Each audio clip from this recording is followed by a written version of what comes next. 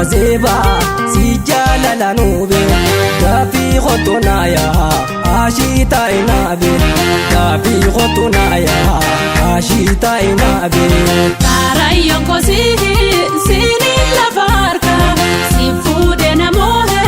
wanja khonarka andura oneto sini walaka andura oneto koseni walaka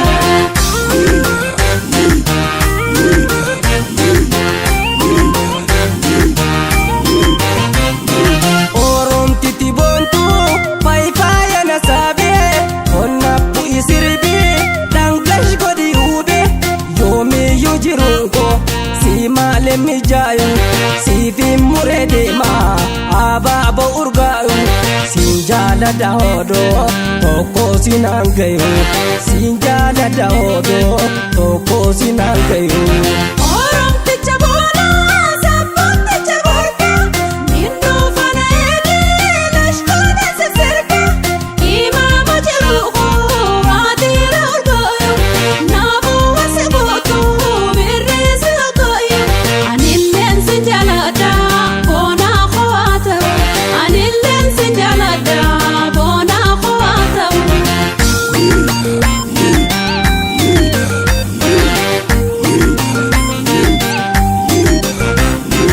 askotu bonto ya ashitangatu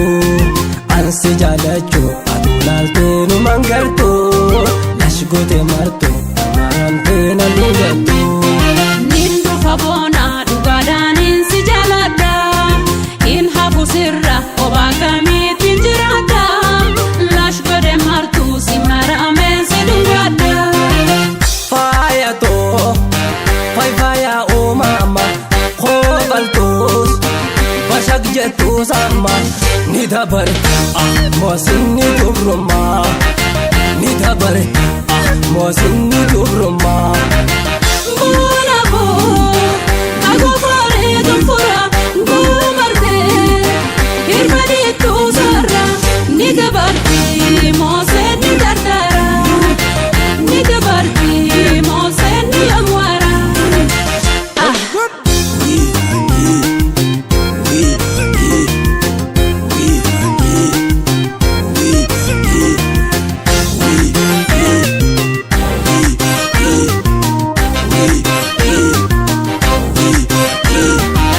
alifi jalala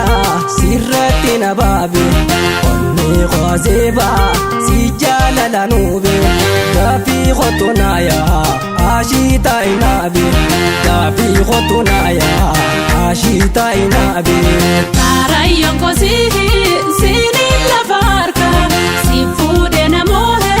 wanja khonarka, andura oneto, sini walaka, andura oneto, koseni walaka.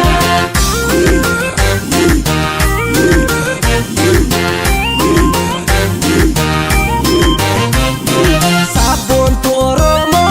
yanta la bagada bayera mi deida ufadu me ada utu bankoze irtulla veduida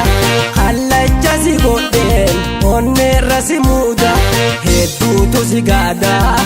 foden simbada hedu tu zigada foden simbada Sabona oromo ashita khobdi walu mafnume khofodu nambade lamena hodam nudi walifindi choranke murabu sonnen kosedeide waka walimfede walijirahidi waka walimfede walijirahidi